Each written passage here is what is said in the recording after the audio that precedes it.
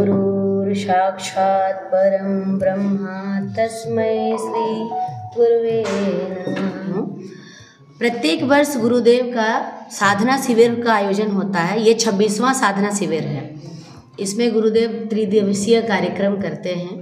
गुरुदेव ही के द्वारा ये सारा चीज़ हम लोग बस उनके एक माध्यम है, संचालन कहिए या जो भी वो गुरुदेव का ही किया हुआ है, सब कुछ गुरुदेव करते हैं। तो इसमें 2 सत्र का कार्यक्रम होता है। प्रथम सत्र में साधना होता है और दूसरे सत्र में संध्या सत्र में जो है वो राष्ट्र से लेकर के राष्ट्र संबंधित कार्य किया जाता है। तो प्रथम सत्र में जो कार्यक्रम होता है उसमें है जो हम लोगों को जो गुरुदेव से जुड़े हुए हैं, जितने भी सदस्य हैं जिनको गुरुदेव तैयार करें, उन्हें किस तरह से साधित होना है, अपने आप को कैसे बनाना है, कैसे ये करना है, तो उसके विषय में वो कार्यक्रम होता है।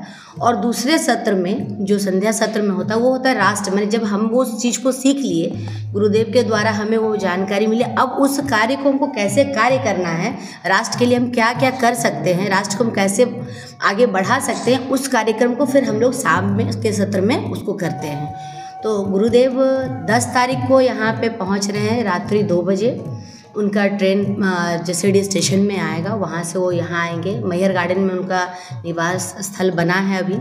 वहाँ से 10 को वो फिर संध्या में उनका कार्यक्रम है देवघर बाबा बैद्यनाथ के प्रांगण में, लक्ष्मी नारायण मंदिर में उनका होगा। और उसके बाद में 11, 12, 13 त्रिदिवसीय साधना शिविर होगा, जिसमें कि गुरुदेव के प्रत्येक क्षेत्र से जहाँ से जितने भी अध्यक्ष हैं, उपाध्यक्ष हैं, मंत्री हैं, महामंत्री, जितने भी जिनको गुरुदेव ने ये किया है वो सभी आएंगे और सभी भारत के प्रत्येक शहर से लोग आ कर के यहाँ पे रहेंगे और गुरुदेव के साथ में इस प्रोग्राम में शामिल होंगे।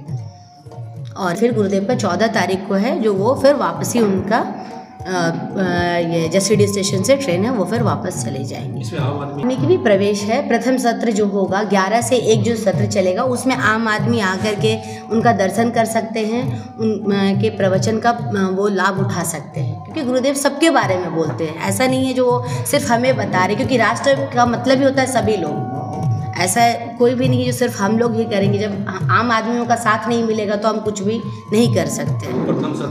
प्रथम सत्र में आम आदमियों के लिए भी है और दूसरे सत्र में है जो हमें कार्य जो करना है, उस कार्य को कैसे करना है, वो प्रकल्प हमें कैसे चलाना है, उसके लिए वो वाहिनी आदित्य वाहिनी पीठ परिषद सभी का जी आनंद, हाँ, आनंद वाहिनी आदित्य वाहिनी पीठ परिषद सभी कितने।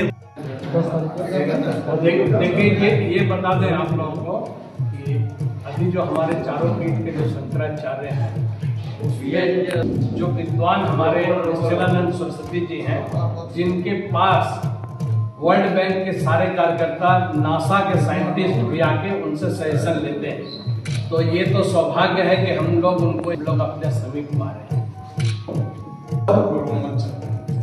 हम सबों को मिलजुल करके इस कार्यक्रम को सफल बनाना है और उनका बहुत भव्य तरीके से स्वागत करना है और उनसे आशीर्वाद लेना है और उनके विचारों को सुनना है और उससे अपने पूरे परिवार को, समाज को लाभान्वित